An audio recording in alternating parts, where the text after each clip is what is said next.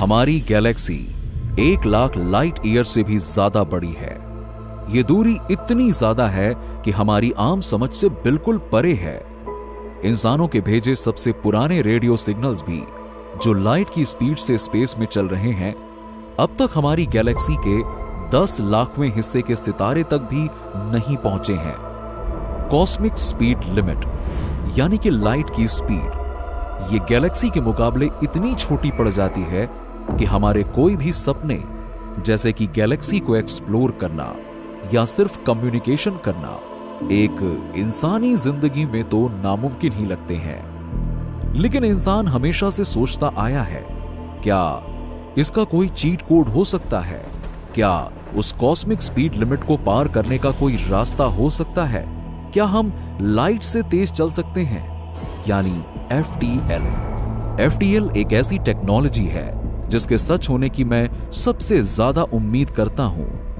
बचपन से ही मैंने आसमान में तारों को देखकर एक दिन उन तक पहुंचने का सपना देखा है। स्पेस के इस समंदर को एक्सप्लोर करने का, ग्रहों के जू और अलग अलग तरह की लाइफ को एक्सप्लोर करने का।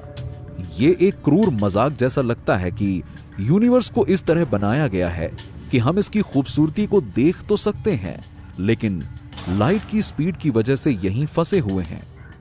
हमारी किस्मत में शायद अपनी इस कॉस्मिक जेल की सलाखों से बाहर झांकना और बस सपने देखना ही लिखा है। तो इसमें कोई हैरानी नहीं है कि इंसानी सोच और सपनों ने हमेशा आइंस्टाइन की इस कॉस्मिक स्पीड लिमिट को चुनौती दी है। आखिरकार हम इंसानों को जो कहा जाता है, हम हमेशा वो करते तो नहीं हैं। लेकिन साफ तौर पर मैं कहूं तो हमारे पास अभी कोई प्रैक्टिकल FTL सिस्टम बनाने या उसके बारे में सोचने का कोई भी तरीका नहीं है, चाहे वो ट्रैवल के लिए हो या सिर्फ कम्युनिकेशन के लिए। लेकिन हाँ, कुछ ऐसे आइडियाज हैं जिन पर साइंटिस्ट काम कर रहे हैं और उम्मीद है कि एक दिन इसका कोई नतीजा निकलेगा। जैसे कि हम जानते हैं कि आइंस्टाइन की स्पीड लिमिट सिर्फ स्पेस में ट्रैवल करने पर लागू होती है, लेकिन स्पेस खुद इस नियम से बंधा नहीं है। इसी वजह से यूनिवर्स के कुछ हिस्से हमसे लाइट की स्पीड से भी ज्यादा तेजी से दूर जा रहे हैं, क्योंकि स्पेस का ताना बाना खुद ही हर डायरेक्शन में फैल रहा है। तो क्या हम एक दिन स्पेस को कंट्रोल करना सीख सकते हैं और इसका इस्तेमाल लाइट से तेज ट्रैवल करने के लिए कर सकते हैं? हाइपोथेटिकल एल्क्यूबेर ड्राइव शायद इस कॉन्सेप्ट का सबसे फेमस एग्जाम्पल है। स्टार ट्रेक के वॉर्प ड्राइव से इंस्पायर्ड होकर मिगेल एल्क्यूबेर ने दिखाया कि आइंस्टीन की इक्वेशंस में एक ऐसा सॉल्यूशन मौजूद है जो FTL ट्रैवल को सच कर सकता है। अपने पीछे स्पेस को फैलाकर और आगे उसे सिकोड़कर स्पेस का एक बबल सितारों के बीच किसी भी तेज स्पीड से ट्रैवल कर सकता है। हालांकि इस आइडिया में कई मुश्किलें हैं, जैसे कि एक्सोटिक मैटर का इस्तेमाल और बहुत ज्यादा एनर्जी की जरूरत। और तो और बबल द्वारा जमा किए गए रेडिएशन से डेस्टिनेशन को ही तबाह कर देने का भी खतरा है। फिर भी आशावादी लोग कह सकते हैं कि यह कोई बड़ी रुकावट नहीं है, बल्कि सिर्फ और सिर्फ इंजीनियरिंग की चुनौतियां हैं। एक ज्यादा बड़ी प्रॉब्लम है एल्क्यूबेर ड्राइव में क्वांटम इफेक्ट्स को शामिल करना। 2009 में फिनाजी ने दिखाया कि वॉर्प ड्राइव बबल के अंदर हॉकिंग रेडिएशन बहुत तेजी से बढ़ता है। यह सिर्फ क्रू के लिए खतरा नहीं है, बल्कि ये तेजी से बढ़ता रेडिएशन खुद बबल को ही तोड़ देता है। अब यहां पे ये याद रखना जरूरी है कि हमारे पास अभी तक क्वांटम ग्रेविटी की कोई अच्छी थियरी नहीं है और एल्क्यूबेर ड्राइव का आइडिया सिर्फ जनरल रिलेटिविटी का इस्तेमाल करके बनाया गया था। इस तरह की क्वांटम चिंताएं सिर्फ वॉर्प ड्राइव के साथ ही नहीं है। वर्म होल्स, जो कि एक और हाइपोथेटिकल FTL सिस्टम है, उसकी भी आलोचना की गई है कि वो इन क्वांटम इफेक्ट्स की वजह से अनस्टेबल हो सकता है, जिन्हें जनरल रिलेटिविटी में नजरअंदाज किया गया है। आखिर में हम सच में यह साबित नहीं कर सकते कि वर्म होल या एल्क्यूबेर ड्राइव मुमकिन है या नहीं, जब तक कि हम क्वांटम ग्रेविटी की पहेली को सुलझा नहीं लेते या इनमें से किसी एक का वर्किंग एग्जाम्पल बना नहीं लेते। FTL की संभावना को परखने में दूसरी प्रॉब्लम यह है कि इसके कई अलग अलग आइडियाज मौजूद हैं, जैसे टैक्यून्स, कैस्निकोव ट्यूब्स, क्वांटम टनलिंग और एंटेंगलमेंट। और इनमें से हर एक के कई अलग अलग वर्जन्स भी सोचे गए हैं। उदाहरण के लिए एल्क्यूबेर मैट्रिक को एनर्जी की जरूरतों को कम करने के लिए कई बार बदला गया है, और बेशक साइंटिस्ट्स भविष्य में भी जरूर नई नई किस्म बनाते रहेंगे। नतीजतन ये थोड़ा नामुमकिन सा लगता है कि हम कभी एफटीएल को एक संभावना के तौर पर पूरी तरह से खारिज कर पाएंगे। एक तरफ हमारा दिल इस बात से खुश हो सकता है क्योंकि इसका मतलब है कि उम्मीद बनी रहेगी और ये सपना हमेशा जिंदा रहेगा, लेकिन दूसरी तरफ हमारा दिमाग शिकायत करता है क्योंकि आखिरकार ये एक साइंस है और हम पक्के, साफ और ऑब्जेक्टिव जवाब चाहते हैं, ना कि हमेशा के शायद वाले जवाब जिन्हें कभी गलत साबित नहीं किया जा सकता। तो क्या कुछ ऐसा है जो हम मौजूदा जानकारी के साथ पक्के तौर पर कह सकते हैं? तो इसका जवाब है हाँ। इस बात के बावजूद कि हमारे पास क्वांटम ग्रेविटी की थियरी नहीं है और एफटीएल सिस्टम्स के बारे में अनगिनत आइडियाज और वर्जन्स हैं, एक बात पक्की है जो हम सभी एफटीएल सिस्टम्स के बारे में कह सकते हैं, वो कॉजेलिटी को तोड़ने वाले टाइम ट्रेवल की इजाजत देते हैं। जब आप सुनते हैं कि एफटीएल का मतलब टाइम ट्रेवल है, तो आप शायद लाइट की स्पीड से तेज जाने वाले साई-फाई तरीकों के बारे में सोचते हैं, लेकिन असल में कॉजेलिटी का टूटना कहीं ज्यादा बारीक है और यह सिर्फ एफटीएल मैसेजिंग सिस्टम से भी हो सकता है। इसे समझना थोड़ा मुश्किल है, इसीलिए हम इसे छोटे छोटे स्टेप्स में तोड़ेंगे और समझने के लिए डायग्राम्स का इस्तेमाल करेंगे। इस पर थोड़ा समय देना जरूरी है क्योंकि इसके नतीजे वाकई बहुत गहरे हैं। चलिए स्क्रीन के निचले हिस्से में स्पेस का एक डायमेंशन दिखाते हुए एक लाइन बनाते हैं और एक लाइन टाइम के लिए जो कि ऊपर सीधी है। अब हमारे पास एक स्पेस टाइम या मिन्कोव्स्की डायग्राम है। इस सेटअप को समझने के लिए चलिए वेगा जैसे दूर के तारे को लेते हैं। ये हरा स्क्वायर वेगा को स्पेस में एक खास जगह पर दिखाता है और साथ ही टाइम में भी एक खास पॉइंट पर। अब मान लीजिए कि वेगा रेफरेंस के इस फ्रेम में स्थिर है, ताकि जैसे जैसे हम टाइम में आगे बढ़ते हैं ये इस लाइन को बनाता है। अब ध्यान दें कि इसकी पोजीशन हर टाइम पर एक जैसी है। इसी लाइन को हम वेगा के लिए वर्ल्ड लाइन कहते हैं और हमें सिर्फ वेगा तक ही सीमित रहने की जरूरत नहीं है, हम अर्थ को भी स्पेस टाइम डायग्राम पर रख सकते हैं। अर्थ वेगा के मुकाबले ज्यादा मूव नहीं करती है, तो चलिए मान लेते हैं कि ये भी इस फ्रेम में स्थिर है और इसकी वर्ल्ड लाइन भी पैरेलल है। अब चूंकि एफटीएल के मामले में हम स्पीड में दिलचस्पी रखते हैं, तो चलिए अब समझते हैं कि इस डायग्राम पर स्पीड कैसी दिखती है। क्योंकि हम यहां अर्थ के रेस्ट फ्रेम में काम कर रहे हैं, हमें खुद को मूव करते हुए महसूस नहीं होता है और इसीलिए इस फ्रेम में हम बस टाइम एक्सिस के पैरेलल चलते हैं। तो ऐसी वर्ल्ड लाइन का मतलब है स्पेस में कोई ट्रैवल नहीं। इसके उलट तुरंत होने वाले ट्रैवल जो सबसे एक्सट्रीम एफटीएल है, वो अर्थ से वेगा तक बिना कोई टाइम गुजारे पहुंच जाएगा। इसीलिए ये स्पेस एक्सिस के पैरेलल इस गुलाबी लाइन की तरह दिखाई देगा। इन दोनों के बीच में हमारे पास लाइट की स्पीड से ट्रैवल करना है, जो इस पीली लाइन से दिखाया गया है। इस तरह से मिन्कोव्स्की डायग्राम में लाइट हमेशा 45 डिग्री के एंगल पर ट्रैवल करती है और टेक्निकली इसे नल लाइन कहते हैं। एक पल के लिए वेगा को हटा दें तो हम देखते हैं कि हम स्पेस में आगे और पीछे दोनों तरफ ट्रैवल कर सकते हैं। हालांकि अगर लाइट की स्पीड ही कॉस्मिक स्पीड लिमिट है, तो यहां दिखाई गई नल लाइंस के नीचे का कोई भी रास्ता हासिल करना नामुमकिन है। इसके लिए एफटीएल सिस्टम की जरूरत होगी। दूसरी ओर नल लाइंस के ऊपर की लाइंस तक पहुंचना बिल्कुल नामुमकिन है, जैसे ये स्टेशनरी वर्ल्ड लाइन जिस पर अर्थ है। एक स्लोवर देन लाइट या एसटीएल शिप नल लाइन और स्टेशनरी वर्ल्ड लाइन के बीच किसी एंगल पर ट्रैवल करेगा। ठीक है, बधाई हो, आपने स्पेस टाइम डायग्राम्स की बेसिक बातें सीख ली हैं। अब थोड़ा और गहराई में चलते हैं और कुछ ऐसे रूल्स और रिलेशनशिप्स को समझते हैं जिनकी हमें बाद में जरूरत पड़ेगी। इस डायग्राम को सिंपल करते हैं। मान लीजिए अर्थ स्पेस में यहां पर है और हम अर्थ के रेस्ट फ्रेम में ही काम कर रहे हैं। अर्थ के नजरिए से हमें नहीं लगता कि हम मूव कर रहे हैं और यही तो रिलेटिविटी है। तो जैसे जैसे टाइम आगे बढ़ता है, स्पेस में हमारी लोकेशन हमेशा वही रहती है और ये वर्ल्ड लाइन बनाती है। अब खास बात यह है कि ये टाइम एक्सेस के जैसी ही है। दूसरे शब्दों में, वर्ल्ड लाइन उस टाइम एक्सेस को दिखाती है जो उसे फॉलो करने वालों को महसूस होता है। ये जरूरी है क्योंकि हम सब जानते हैं कि रिलेटिविटी कैसे टाइम के साथ गड़बड़ करती है, लेकिन यहां यह साफ है कि महसूस होने वाला टाइम एक्सेस कहां रहता है। अब नल लाइन को वापस लाएं तो हम देख सकते हैं कि स्पेस एक्सिस असल में टाइम एक्सिस का नल लाइन के चारों ओर एक फ्लिप है। तो ये हमें बाद में खुद को समझने के लिए एक जरूरी रूल देता है जब हमें और मुश्किल सिनेरियो से निपटना होगा।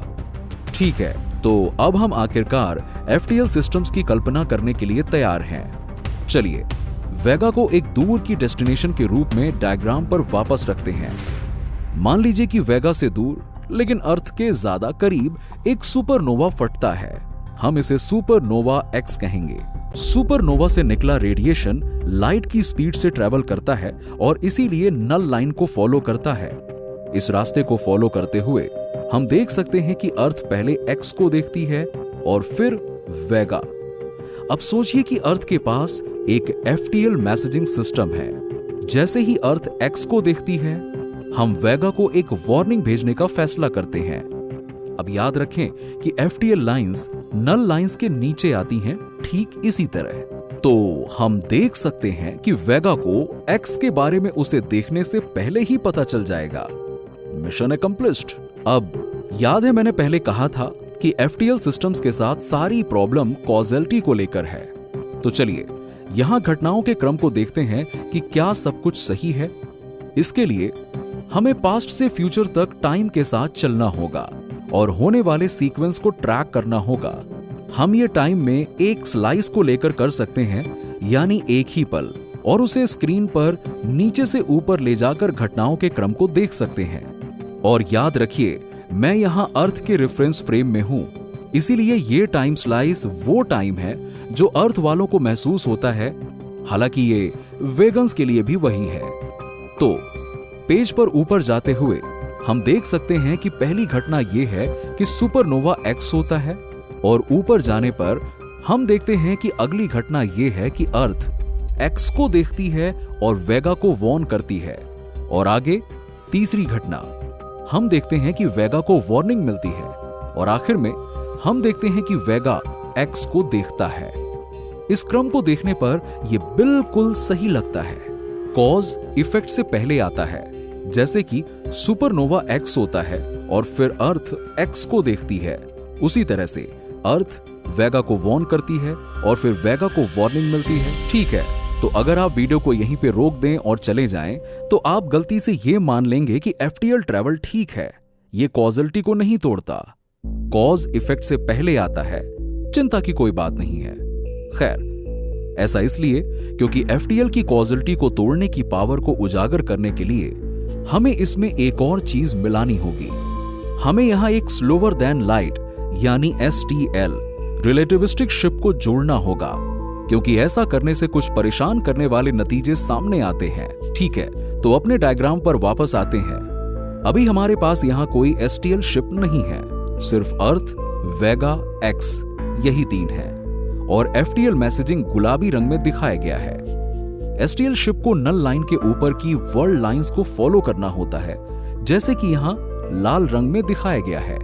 अब हमारे पहले के रूल्स याद करें। वर्ल्ड लाइन उस टाइम एक्सेस को दिखाती है जो उसे फॉलो करने वाले को महसूस होता है। तो उस शिप के क्रू को जो टाइम एक्सेस महसूस होता है वो असल में उस लाल लाइन के साथ है। ये अर्थ के सफेद टाइम एक्सेस जैसा नहीं है। टाइम का ये बदलाव स्पेशल रिलेटिविटी के उन दिमाग घुमा देने वाले नतीजों में से एक है, जिसे हमारे दूसरे वीडियो में और गहराई से बताया गया है। अब रूल नंबर 2 याद करिए कि स्पेस एक्सेस नल लाइन के ऊपर टाइम एक्सेस को फ्लिप करता है, तो क्रू के नजरिए से उनका स्पेस एक्सेस असल में यहां है। यह आइंस्टीन के इस रूल का एक जबरदस्त नतीजा है कि लाइट की स्पीड सभी ऑब्जर्वर्स के लिए एक जैसी होती है। टाइम और स्पेस हर रेफरेंस फ्रेम में इसे बनाए रखने के लिए मुड़ जाते हैं। याद करें, पहले हमने फिसलती हुई टाइम स्लाइसेस के साथ घटनाओं के क्रम को ट्रैक किया था, यानी एक ही पल की लाइन। और याद रखें कि ये स्लाइसेस स्पेस एक्सिस के पैरेलल होनी चाहिए। तो अगर हम क्रू के नजरिए से इन टाइम स्लाइसेस को बनाना चाहते हैं तो हमें लाल डैश्ड लाइन के पैरेलल होना चाहिए, जो स्क्रीन के बॉटम राइट से टॉप लेफ्ट की ओर खिसक रही है। तो घटनाओं के क्रम पर वापस आते हैं। देखिए, हम पहले से जानते हैं कि अर्थलिंग्स और वीगन्स क्या सोचते हैं, लेकिन शिप के क्रू ने क्या सोचा। हमारी स्लाइडिंग टाइम स्लाइस का उपयोग करके हम देख सकते हैं कि टाइम में पहली घटना, जैसा कि शिप के क्रू को महसूस हुआ, वो ये है कि वेगा को अर्थ से एक्स के बारे में वार्निंग मैसेज मिलता है। आगे बढ़ते हैं। दूसरी घटना यह है कि सुपरनोवा एक्स होता है।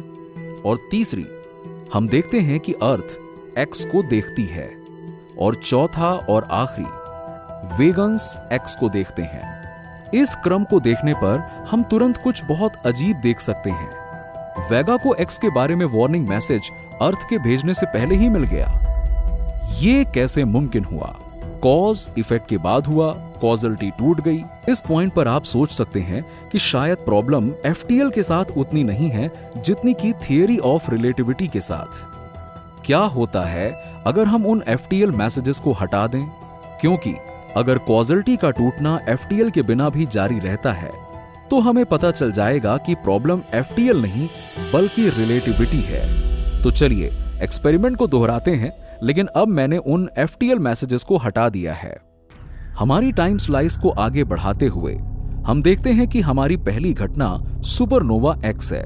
इसके बाद दूसरी घटना यह है कि अर्थ एक्स को देखती है और अंत में तीसरी घटना यह है कि वेगा एक्स को देखता है। तो अब क्रम बिल्कुल सही लगता है, कॉजलिटी का कोई उल्लंघन नहीं।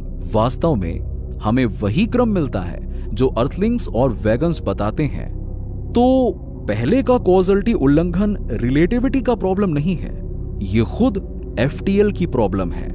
अब आप कह सकते हैं, तो क्या घटनाओं के क्रम के बारे में ये असहमति वास्तव में मायने रखती है? क्या ये सिर्फ एक एकेडमिक सवाल नहीं है जिसका असल दुनिया में कोई नतीजा नहीं है? खैर, मुझे डर है कि ऐसा नहीं है। यहां कॉजलिटी का उल्लंघन बहुत गहरा है और ये असल में क्रू को यूनिवर्स को तोड़ने की इजाजत दे सकता है। इसे देखने के लिए चलिए सिनेरियो को बदलते हैं ताकि क्रू सिर्फ ऑब्जर्वर ना रहे बल्कि दखल भी दे सके। चलिए एफटीएल वर्ल्ड लाइन को थोड़ा बदलते हैं। वेगा को भेजने के बजाय इसे एसटीएल शिप का क्रू पकड़ लेता है। तो यहां उन्हें मैसेज मिलेगा। मैसेज मिलने के बाद वो अपने शिप पर मौजूद एफटीएल ट्रांसमीटर का इस्तेमाल करके अर्थ पर वापस जवाब भेजने का फैसला करते हैं। थोड़े मजे के लिए चलिए कल्पना करते हैं कि वो अर्थ पर एक मैसेज वापस भेजते हैं जिसमें लिखा है एफटीएल ट्रांसमीटर बंद कर दो। ठीक है, लेकिन ये जवाब इस स्पेस टाइम डायग्राम पर कहां रहता है? जैसा कि मैंने बताया, ये इस तरह की वर्ल्ड लाइन को फॉलो करेगा। अब याद रखें कि हमारा पूरा डायग्राम अर्थ के रेफरेंस फ्रेम में बना है और इस फ्रेम में जवाब वाला मैसेज समय में पीछे की ओर जाता हुआ लगता है। और अब हमें प्रॉब्लम दिखती है। जवाब अर्थ पर मैसेज भेजे जाने से पहले ही वापस मिल जाता है। तो अर्थ को एक मैसेज मिलता है जिसमें लिखा है अपना ट्रांसमीटर बंद कर दो, और इसीलिए वो बाद में कोई मैसेज बाहर नहीं भेजते। लेकिन अगर वो कभी वो मैसेज नहीं भेजते तो शिप को वो मैसेज कभी नहीं मिलेगा और इस तरह वो कभी जवाब नहीं देगा, और इसीलिए अर्थ को अपने ट्रांसमीटर्स बंद नहीं करने चाहिए वगैरह वगैरह। जैसे हमारे पैदा होने से पहले ही हमारे दादाजी को मारना, और हमने अब एक ग्रैंडफादर पैराडॉक्स बना दिया है। अब आप सोच रहे होंगे कि शायद जो लाइंस मैंने यहाँ खींची हैं उनमें कुछ गड़बड़ है। डायग्राम अब तक काफी कॉम्प्लिकेटेड हो गया है। चीजों को आसान बनाने और इस बात को पक्का करने के लिए चलिए कल्पना करें कि हमारे एफटीएल मैसेज सिर्फ लाइट से तेज नहीं बल्कि तुरंत पहुंचते हैं। इसे बदलने का मतलब है कि अर्थ का ओरिजिनल मैसेज स्पेस एक्सिस के पैरेलल होना चाहिए, क्योंकि कोई टाइम नहीं बताता, और इसी तरह जवाब अब एसटीएल शिप के स्पेस एक्सिस यानी कि लाल डैश लाइन के पैरेलल होना चाहिए। और हम देख सकते हैं कि ये सिंप्लीफाइड पिक्चर भी बिल्कुल वही नतीजा देती है, बस ये और ज्यादा एक्सट्रीम है। तो कॉजलिटी का उल्लंघन यहां कोई मामूली एकेडमिक मुद्दा नहीं है, ये टाइम ट्रेवल पैराडॉक्सेस के लिए दरवाजा खोलता है। और याद रखें कि हमने यहां कोई खास एफटीएल सिस्टम नहीं माना है, ये उन सभी पर लागू होता है। जब भी आपके पास एक एफटीएल सिस्टम होता है, आपके पास एक टाइम ट्रेवल मशीन भी होती है, एक ऐसी मशीन जो टाइम में पैराडॉक्सेस बना सकती है। हमने अपने एक पिछले वीडियो में टाइम ट्रेवल और उससे पैदा होने वाले पैराडॉक्सेस पर बात की थी। साइंटिस्ट्स ग्रैंडफादर पैराडॉक्सेस जैसी समस्याओं से नफरत करते हैं क्योंकि वो हमारे यूनिवर्स के तार्किक नींव को कमजोर करती हैं और उन्हें सुलझाने का कोई अच्छा सॉल्यूशन नहीं है। दिवंगत स्टीफन हॉकिंग ने इससे बाहर निकलने का सबसे स्वीकृत तरीका बताया था। सीधे शब्दों में कहें तो टाइम पैराडॉक्सेस मुमकिन नहीं है। हॉकिंग का मशहूर क्रोनोलॉजी प्रोटेक्शन का आइडिया बताता है कि नेचर के नियम इस तरह से बने हैं कि टाइम पैराडॉक्सेस हो ही नहीं सकते। जब भी आप कोशिश करेंगे, कोई ना कोई फिजिकल इफेक्ट आपको उस लक्ष्य को हासिल करने से रोक देगा। तो एक एफटीएल सिस्टम के लिए यह कैसा दिख सकता है? जैसा कि एल्कोबर ड्राइव, जिसकी हमने पहले चर्चा की थी। हॉकिंग यहां हमें कैसे बचाने जा रहे हैं? खैर, पता चलता है कि उस मामले में हॉकिंग ने शायद अपने पिछले काम में ऐसा पहले ही कर दिया था, क्योंकि याद करें कि एल्कोबर ड्राइव के साथ एक प्रॉब्लम यह है कि वो बबल के अंदर भारी मात्रा में रेडिएशन पैदा करते हैं। सवाल यह है कि किस तरह का रेडिएशन? खैर, ये हॉकिंग रेडिएशन है। वो रेडिएशन वास्तव में तेजी से बढ़ता है और बबल को अस्थिर कर देता है। खास बात यह है कि हॉकिंग रेडिएशन एक क्वांटम इफेक्ट है, और याद रखें कि क्वांटम मैकेनिक्स और ग्रेविटी की एक मिलीजुली थियरी अब तक हमसे दूर है। तो भले ही हम ये नहीं समझते कि क्वांटम इफेक्ट्स और ग्रेविटी एक साथ कैसे काम करते हैं, हॉकिंग का क्रोनोलॉजी प्रोटेक्शन का आइडिया असल में हमें यह तर्क देता है कि जवाब उसी अधूरी कहानी में छिपा है कि एक दिन हम एक यूनिफाइड थियरी खोज लेंगे जो साफ साफ बताएगी कि टाइम ट्रेवल पैराडॉक्सेस क्यों नहीं हो सकते, और इस तरह एफटीएल सिस्टम्स को भी क्यों इजाजत नहीं है। मैंने आपसे एफटीएल के बारे में कुछ पक्का बताने का वादा किया था, और अब हमारे पास वो है। एफटीएल सिस्टम्स का बिना रोक टोक इस्तेमाल कॉजलिटी को तोड़ सकता है और पैराडॉक्सेस पैदा कर सकता है। हॉकिंग का तो यह अनुमान है कि ऐसा उल्लंघन नामुमकिन है, और इसीलिए उस तर्क से क्या इसका मतलब यह है कि एफटीएल भी बदले में नामुमकिन है? पूरी तरह से नहीं। एक तरीका है जिससे हम एफटीएल को बचा सकते हैं और हॉकिंग को भी संतुष्ट कर सकते हैं। वो ये सोचना है कि हां, एफटीएल मुमकिन है, बस इसके इस्तेमाल के कुछ सख्त नियम हैं। आखिरकार जब हमने अपने स्पेस टाइम डायग्राम से एसटीएल शिप को हटाया तो कॉजलिटी का कोई उल्लंघन नहीं हुआ, या और भी सूक्ष्मता से सिर्फ ये मांग करना कि शिप कहीं दखल ना दे कोई पैराडॉक्स पैदा नहीं करता। शायद एफटीएल सिस्टम्स मुमकिन है, लेकिन पैराडॉक्स पैदा करने वाली खास गतिविधियां जैसे उस ओरिजिनल एफटीएल मैसेज का जवाब देना मना है। यह थोड़ा बनावटी लगता है, लेकिन यह कम से कम एफटीएल के लिए एक संभावित रास्ता देता है। दूसरा ऑप्शन यह है कि हॉकिंग के आइडिया को पूरी तरह से खारिज कर दिया जाए और यह मान लिया जाए कि पैराडॉक्सेस की इजाजत है और यूनिवर्स को उनके साथ समझने की बेहद चुनौतीपूर्ण मुश्किलों से निपटा जाए।